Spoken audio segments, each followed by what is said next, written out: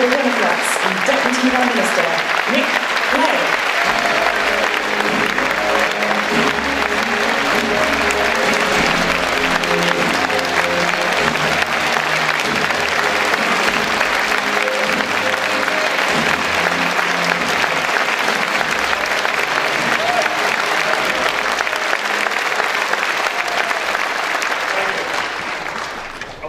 Get up at the end, by the way.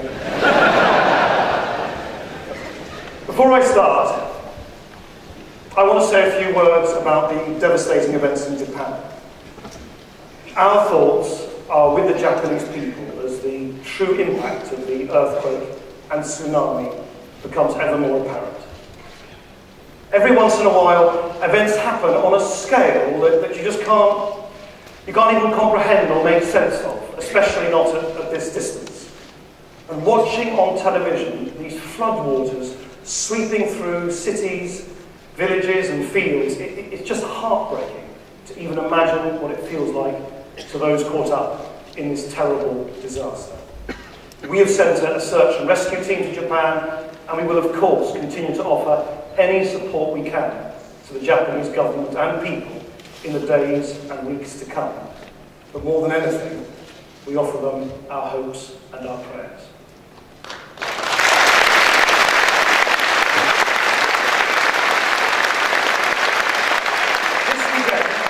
This weekend is just the second time we've been together as a party since those momentous events last May. I've really enjoyed fielding questions, queries, yes, and criticisms too, from you over the last couple of days.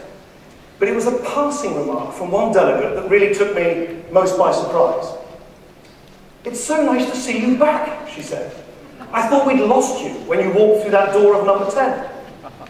Let me reassure you, David Cameron hasn't kidnapped me. Although I gather some people were planning to this weekend. My life, may have changed a fair bit since the last election, but I haven't changed one bit.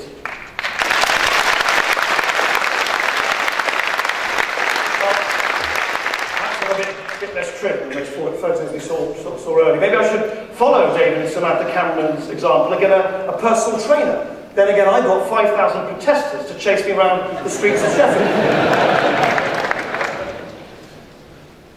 We all know that we didn't take the easy path last May, but we did take the right path. Yes, being in government with the problems we inherited is hard. Explaining why we're having to make cuts is hard. And being in coalition with another party isn't always easy either. Making compromises, settling differences, and going out to explain decisions which aren't exactly the ones we make on our own. But every single day, I work flat out to make sure that what we're doing is true to our values. Because that's what I owe to the country, to the millions of people we represent. And I owe it to you. I never forget that it is because of you, because of your tireless work, that Liberal Democrats are now in government. I never forget that we are a party of fairness, freedom, progress and reform. We cherished those values in opposition. Now we're living by them in government. So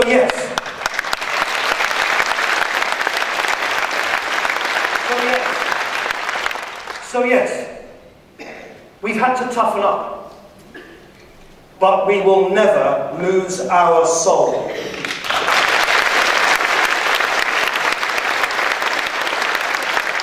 The slogan at this conference says, "In government, on your side."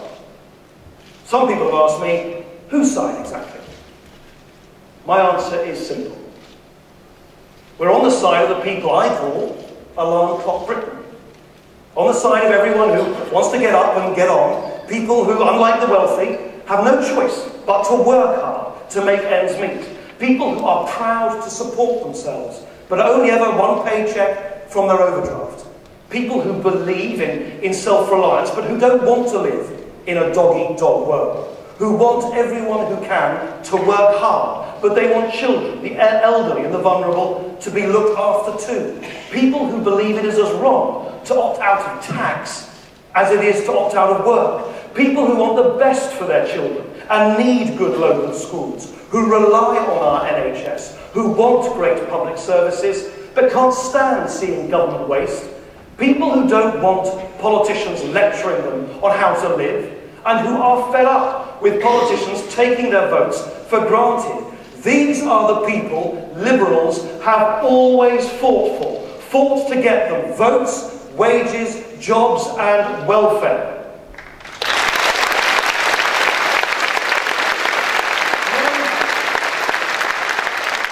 Lloyd George's People's Budget, to make the wealthy pay their fair share and give a pension to all those who worked hard. Keynes's plans to make our economy work for everyone and provide jobs for all. Beveridge's radical blueprint for a welfare state to give security and dignity to every citizen. They may not have called it Alarm Clock Britain, but they had the same people in mind. The people Liberals have always fought for. And we always will. Those of you at the rally on Friday will remember that Ross Scott passed on to our new president, Tim Farron, a copy of a book on liberty by John Stuart Mill. And it was a reminder that we are the inheritors of a century and a half of radical liberal tradition. We're not the heirs to Thatcher. We're not the heirs to Blair. We are the heirs to Mill, Lloyd George, Keynes, Beveridge, Grimmond. We are the true radicals of British politics.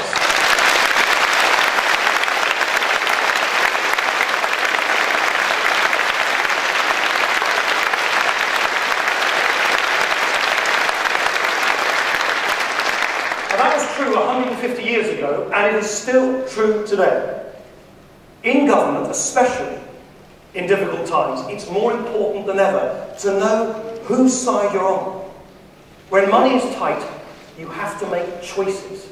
And the only way to get them right is to know who you are making those choices for. We are on the side of Alarm Clock Britain.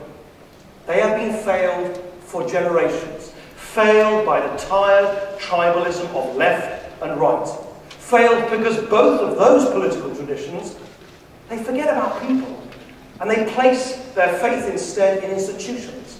For the left, an obsession with the state. For the right, a worship of the market. But as liberals, we place our faith in people. People with power and opportunity in their hands. Our opponents, they try to divide us with their outdated labels of left and right. But we're not on the left. We're not on the right. We have our own label, liberal.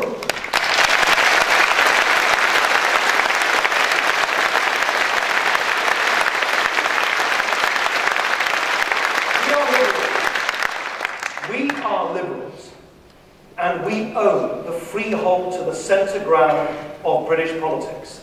Our politics is the politics of the radical centre. We are governing from the middle, for the middle. In government, on your side.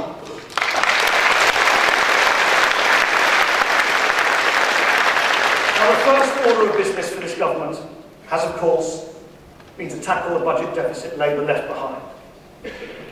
There's no hiding place. There can be no ducking out. But let's be honest. This is not what we're in politics for. Hands up anyone here who got into politics so that you could pay off a deficit. No? Nobody? Me neither. I didn't get into politics just to balance the books. It's what we have to do, so we can do what we want to do. When we came into office, we were borrowing an extra £400 million every single day. £400 million we were asking our children to pay back. Everything I want for Britain. Great schools, world-class hospitals, a balanced economy can only be built on strong foundations and on sound public finances. Now, some people say to me, I understand why we have to stop spending so much. I understand why we have to sort out the deficit. But aren't we doing it too quickly? In other words, why now? Here's why. By cutting the deficit decisively, we have restored confidence in Britain. It's essential, because without confidence, there can be no growth. We've helped to keep interest rates lower for longer, helping families, helping businesses. It has meant making difficult choices, but at least they have been our choices, not forced on us by the bond markets as they have been in Greece and Ireland. And the risks of delay far outweigh the risks of swift action. Labour's delay would certainly be costly and could be deadly. And do you know what really annoys me about them? They refuse to set out how they would make their own cuts. Ed Miliband even boasted that their plans are, and I quote, a blank sheet of paper. They call for us to produce a plan B, but they haven't even got a plan A. Labour won't take responsibility.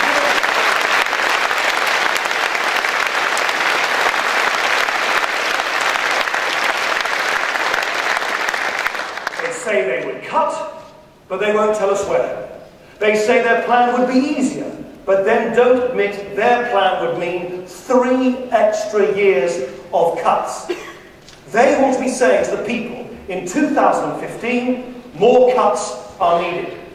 We want to say, we've done what needed to be done. And that is a question of fairness.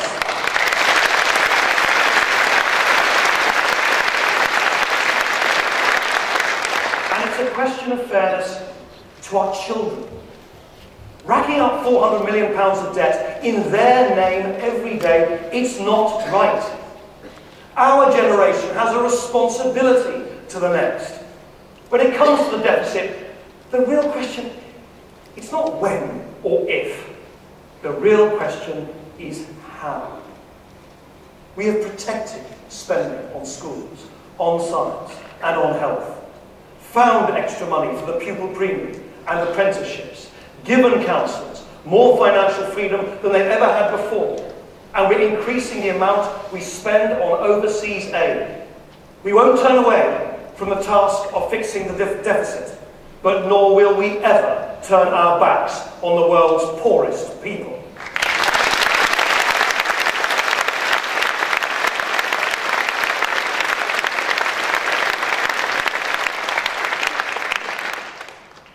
We're not just fixing the deficit. We're laying the foundations of a stronger Britain and a fairer world. In local government, I know the cuts are difficult. But our councillors are showing what imagination, compassion, and a bit of liberalism can do. I cannot tell you how proud I am that not a single Liberal Democrat-led council is closing a single Sure Start children's centre.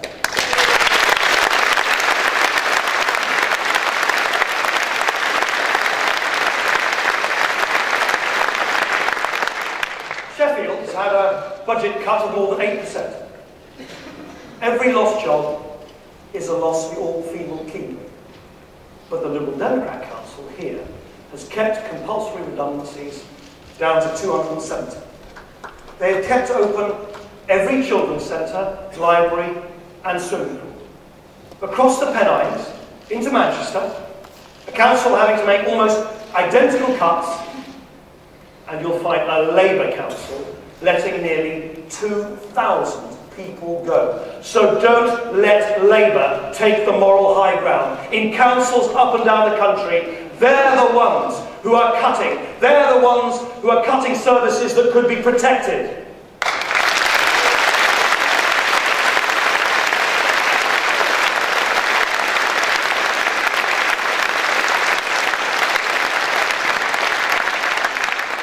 Some people say Labour are making those cuts for political reasons. So they've got something to blame the coalition for. in their local election campaigns. Let me say this.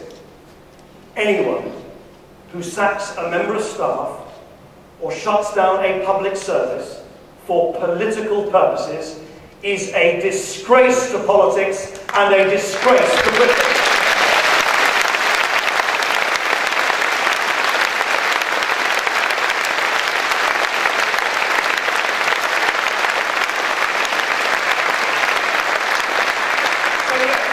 So yes, we have to tackle the deficit.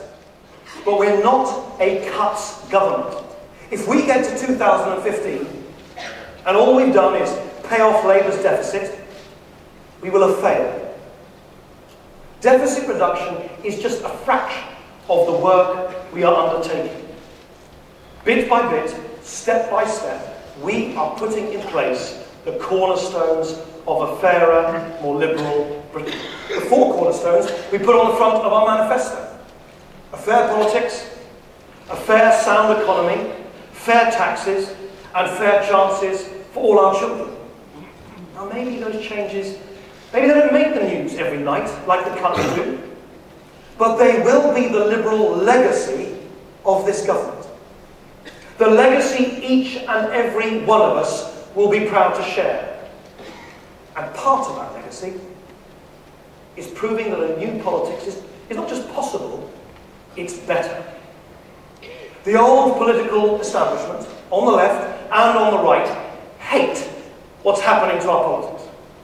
The old left screaming betrayal every time politicians work across party lines or make a compromise. The old right simply horrified to see Liberal Democrats in government at all. We are showing that new politics, plural politics, coalition politics can work for this country. And it terrifies them. There are enemies of reason across the political spectrum.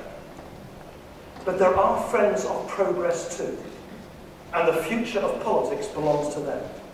It belongs to us. People used to say coalition governments weren't British. I'm sure our coalition partners will forgive me for reminding them of their attempts in the last few days of the election campaign to portray the horror show of a hung parliament. Remember what they said? A hung parliament and coalition government would mean indecision, weak government, a paralysed economy. But it hasn't quite turned out like that, has it? The coalition government is strong and it is radical. The main criticism now made of the government is that we're doing too much, that we're too ambitious. Perhaps the new complaint about coalition governments is that coalitions are too strong.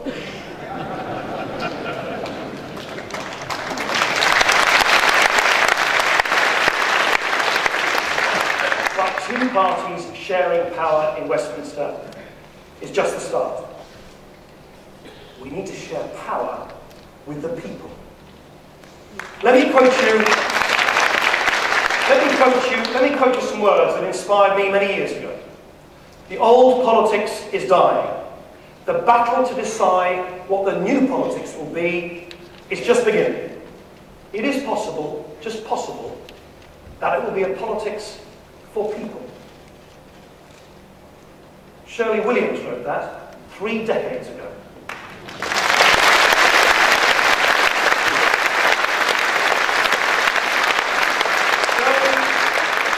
Shirley wrote those words as she and others set out to change the shape of British politics. Shirley was an inspiration then and is an inspiration today.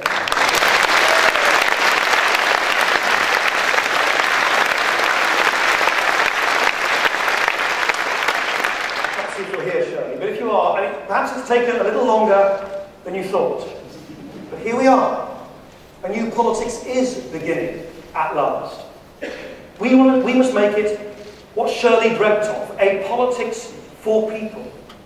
The coalition government is shifting power from state to people, restoring civil liberties, protecting personal freedom and privacy, crushing the ID database. By the way, I do mean literally crush. They threw about 100 disk drives into a metal grinder just to be certain.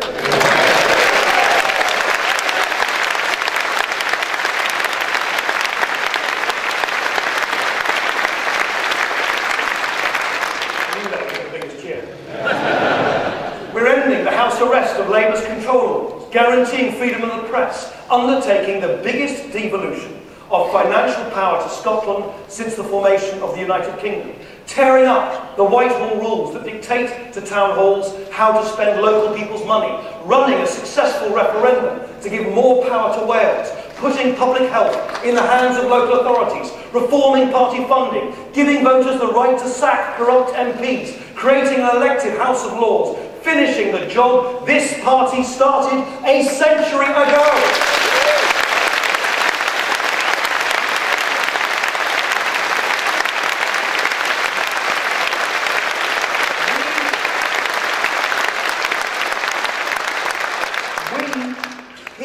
We passed the policies, conference after conference. Now, finally, we're passing the laws. And, of course, a referendum to change our voting system. For the first time ever, the people of Britain choosing how to choose their MPs.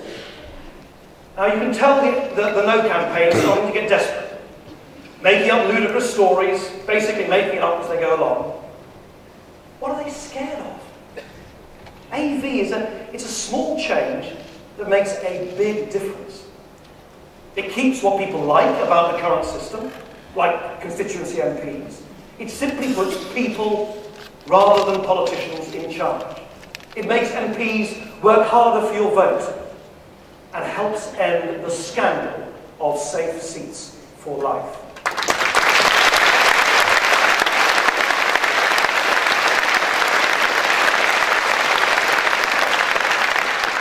On the Yes campaign, we have the Liberal Democrats, Labour Party supporters, the Green Party, UKIP, Plaid Cymru, the SNP, Friends of the Earth, Colin Firth, Eddie Izzard, and Helena Bonham Carter. On the no side of the argument are the BNP, the Communists, the Conservative Party, John Prescott, Norman Tebbit, and David Owen.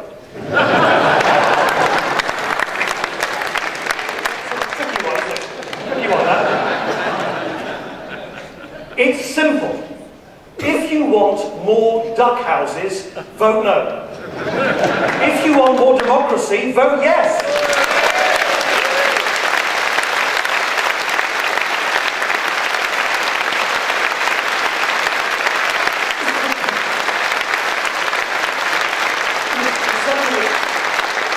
In 7 weeks, the British people can sound the last post for first past the post. Sure when to keep that in, anyway. You've given me your verdict. So we have 7 weeks to get our message across. If you want MPs to work harder for your vote, vote yes. If you want politicians to listen to the whole country, not just swing voters in marginal seats, vote yes. If you want an end to jobs for life in safe seats, vote yes. If you want a new politics, vote yes.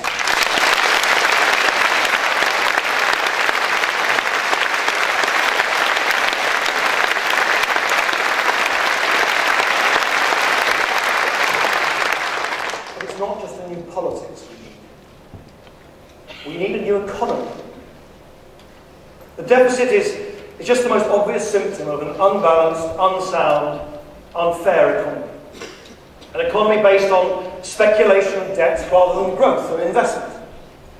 We need an economy that works for alarm clock Britain, not just for the financial elite. We need an economy that works for us all. Dealing with a deficit is just the first step to making that possible. We have to get growth going again. But a new kind of growth. The budget, 10 days from now, will be a budget for growth. For green growth. For balanced growth. Building the homes our children will need. Getting young people into work.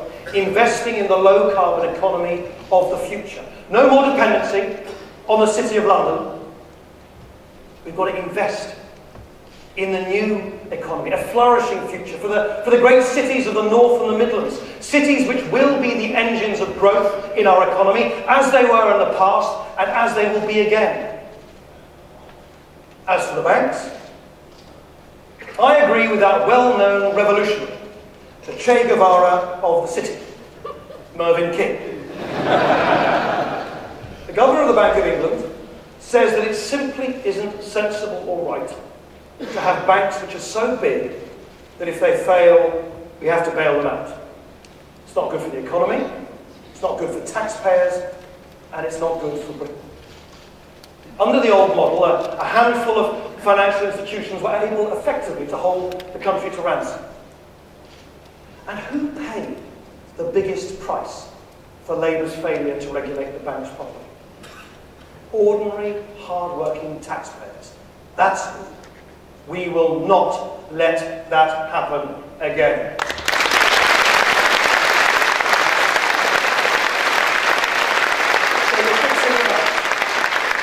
So we're fixing the banks. We're going to take £10 billion more than Labour planned in taxes off them during this Parliament.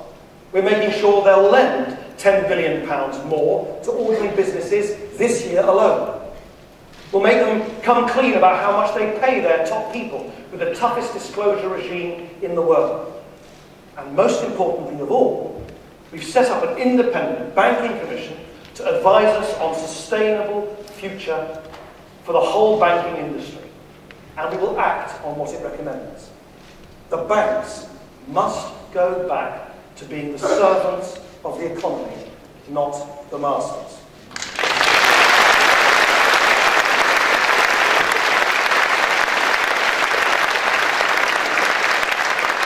People are also fed up with a system where those on ordinary incomes have to pay taxes they can't afford, while people at the top accumulate vast wealth, no questions asked. Forget the tired arguments of the left and the right focusing solely on top-rate tax. We need proper tax reform, liberal tax reform. And my philosophy on tax is simple. Less tax on aspiration, enterprise and hard work, more tax on pollution and unearned wealth.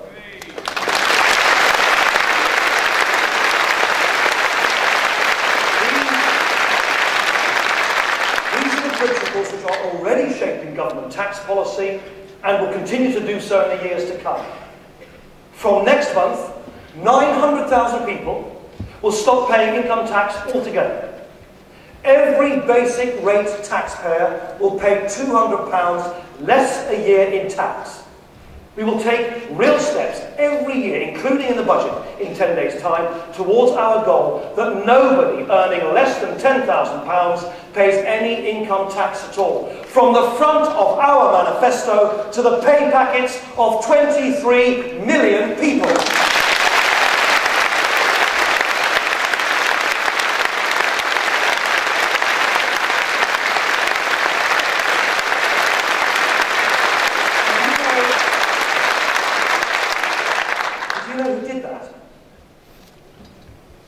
You did that. Every one of you in the hall. You did it. You designed the policy.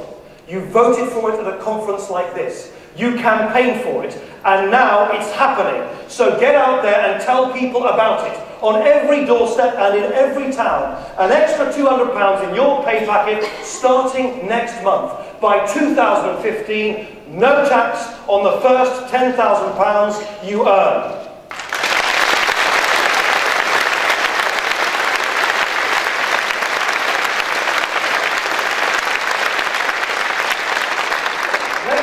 Labour think that fairness means taking money off people and then making them fill out forms to get it back again. We say no. We say that you shouldn't pay tax until you've got enough to get by. Work has got to pay. So we're fixing welfare to make sure it always does. To break open the property trap that Labour created. As Beveridge himself said, the state should not stifle incentive, opportunity, or responsibility. So our universal credit will send a simple, clear message. Work pays. Even an hour of work pays. Do what you can, and we will help you. There are, of course, some difficult welfare cuts coming. We're building a system of welfare that is fair to recipients, but fair to taxpayers too. A system Beveridge would be proud of. And for pensioners from next month, our triple guarantee will mean that everyone will be protected in retirement. Never again the indignity of Labour's 75p pension rise.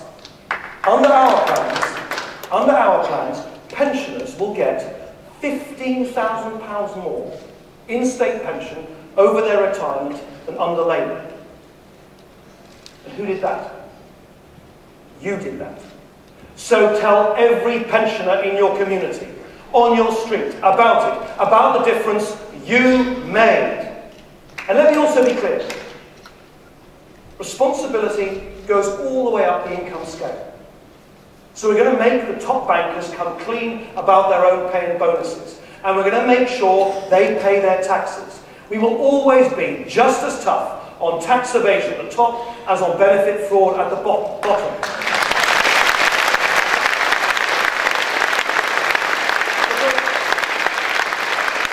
Because ordinary workers in alarm clock Britain, they don't set up offshore trusts to avoid paying tax. They pay their way, and that's a standard everyone should live by.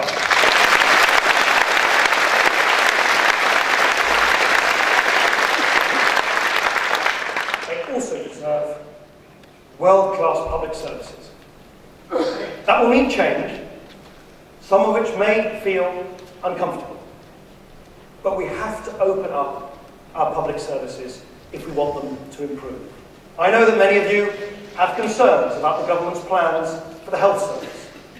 What I need you to know is that all of us in government are listening and that we take those concerns seriously. We have campaigned for years for an NHS that gives more power to professionals and to patients. Don't believe for a moment Labour's scaremongering about privatising the NHS. No government of which I am part will tamper with the essential contract at the heart of the NHS to care collectively for each other as fellow citizens.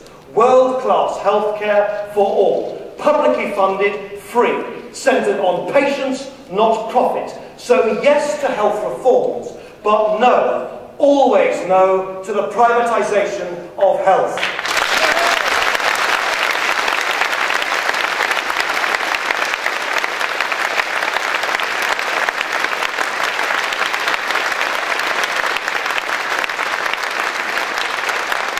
We want a great NHS, and we want great schools too. A fair start for every child. Under Labour, the opportunity gap widened, even as billions of pounds were invested in our public services. That's their legacy of shame. The wasted money that could have made a difference. We must do more, even though they left us with less. Life chances shouldn't be determined by background.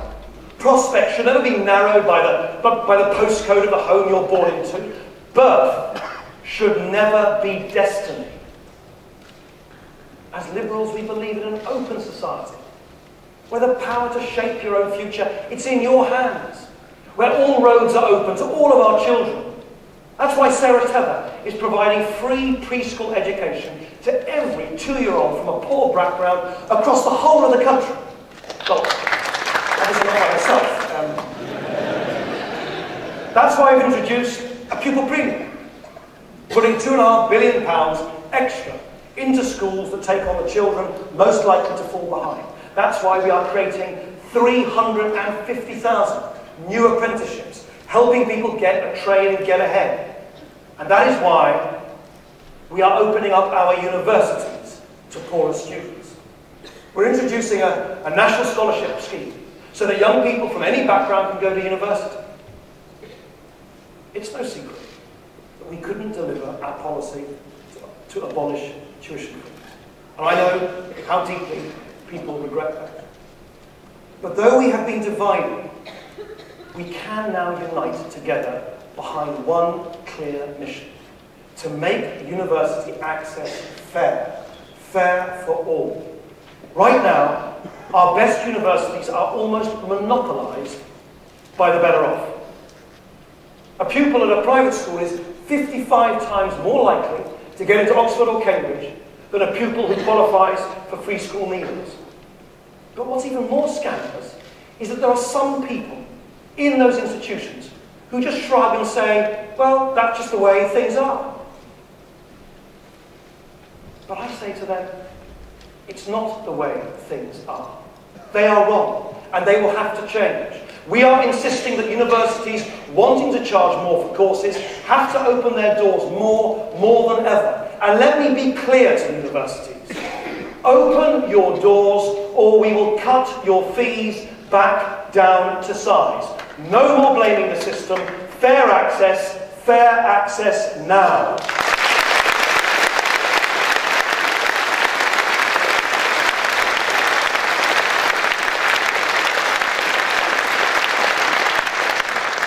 But you know, it isn't just universities.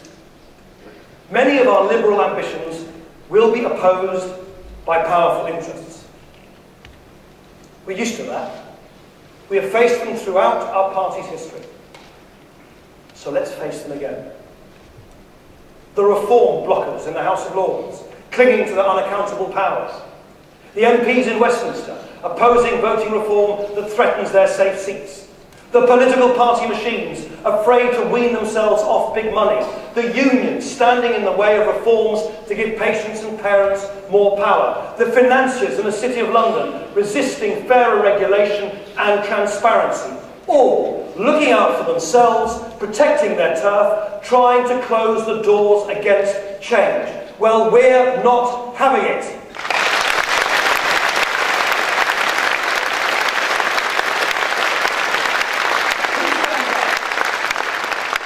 Up for the interests of the people without a lobbying group?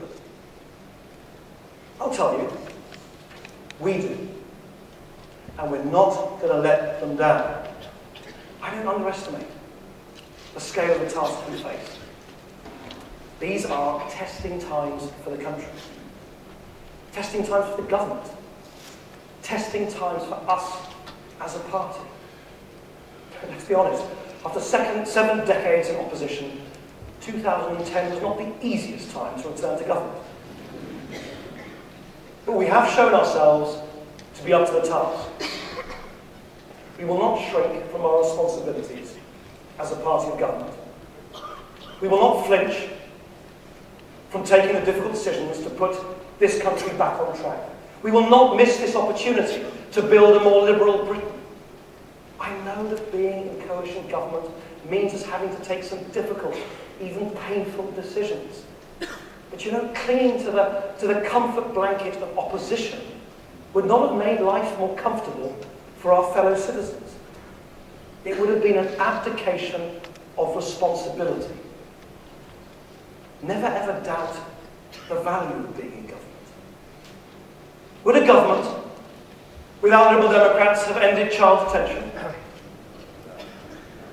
Got an extra £10 billion out of the banks? Would it have held a referendum on the voting system? No.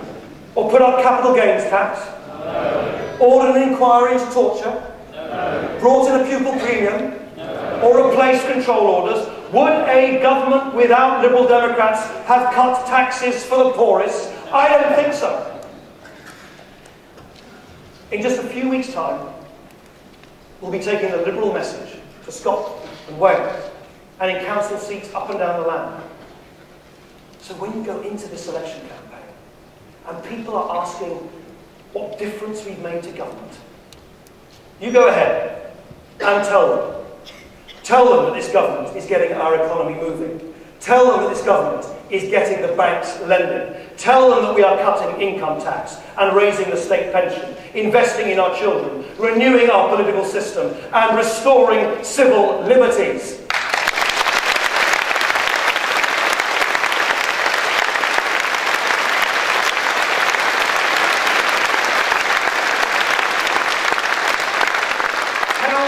Tell them how we are working to build a liberal Britain. Tell them we are in government and we are on your side. Thank you very much.